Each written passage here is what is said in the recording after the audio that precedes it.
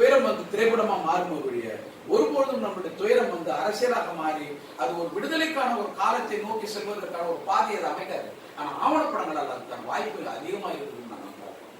ஆவணப்படங்கள் மட்டும்தான் இந்த மக்களை வந்து அரசியல் கொடுக்கும். திரைப்படங்கள் பண்ணாரு. திரைப்படங்கள் வந்து அது யாருக்கானதுன்னா அது ஒரு மேட்டிமை சமூகத்துக்கானது. நாம அதுல வந்து பங்கிட்டுக்கிறோம். இதெல்லாம் மக்கள்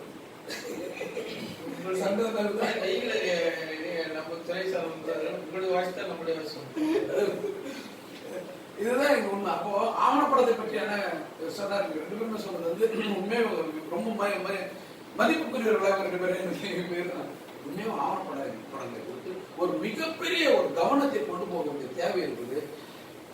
அந்த ஆவணப்பட கலைஞர்களுக்கான ஒரு மிகப்பெரிய ஒரு கூட்டமைப்பை உருவாக்குறது, இந்தியா முழுவதும் இருக்கிற பல்வேறு ஆவணப்பட இயக்குநர்கள், அது சம்பந்தமான செயல்பாட்டாளர்கள், ஆவணப்படம் என்பது இயக்குநர்களாகவும் இருப்பாங்க, அவங்க செயல்பாட்டாளர்களாக இருப்பாங்க. ஒரு சிறந்த மக்கள் செயல்பாட்டாளர்கள் தான் ஆவணப்பட இயக்குனர் ஆக முடியும்.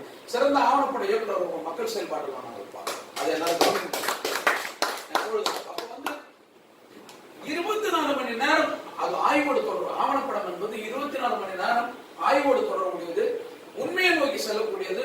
இன்னும் சொல்ல போனா ரொம்ப தைரியமா இருக்கிறவங்க மட்டும்தான் ஆவணப்படம் இயக்க முடியும். ஆனால் எவெல்லாம் போலியோ சினிமா எடுக்கிற மாதிரி ஒரு பாசம் உலகத்துல ரொம்ப ஈஸியான ஒரு வே வந்து உலகத்துல வேற எதுவுமே கிடையாது. பொய் சொல்ல கத்துக்கணும்னாக்கா சினிமா ஈஸியா எடுத்துடலாம். ஆனா உண்மையா வாழ நீங்க முயற்சி பண்ணீங்கன்னா உங்க வாழ்நாள நீங்க ஒரு ஆவணப்படம் எடுத்தீங்கன்னா கூட சரி, இது வரலாற்றுல ரொம்ப மிக முக்கியத்துவம் வாய்ந்ததாக இருக்கும். அது ரொம்ப முக்கியமானது. அப்ப ஆவணப்படம் பற்றியான ஒரு மிகப்பெரிய விழிப்புணர்வை இந்த சூழல்ல நீ உருவாக்குனது வந்து உண்மையாவே நன்றிக்குரியது. மேலும் இதை வந்து வளர்த்தெடுக்கிறதுக்கான வேலைகளை நம்ம தொடர்ந்து செய்யலாம். இவர் சொல்லும் போது நான் பண்ணலாமா இவர் வந்து சொல்லிட்டாரு. சரி இல்ல நீங்க இருக்கீங்க, இது எல்லாம் குழுத நீங்க இந்த பழவேற்காடு சம்பந்தமான ஒரு ஆவணப்படங்களை எடுப்பதற்கான வேலை. ஏன்னா 100 கதை 1000 கதை நம்ம என்ன செய்யலாம். ஒரு நீங்க அரேஞ்ச் பண்ணுங்க, நாங்க தான் ஒரு தடவை பழவேற்காடு வரோம். நாங்க எப்பனா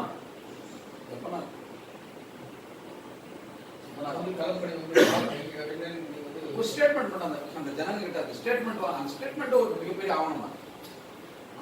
அதை வந்து 3 பேர் பேசுவாங்க.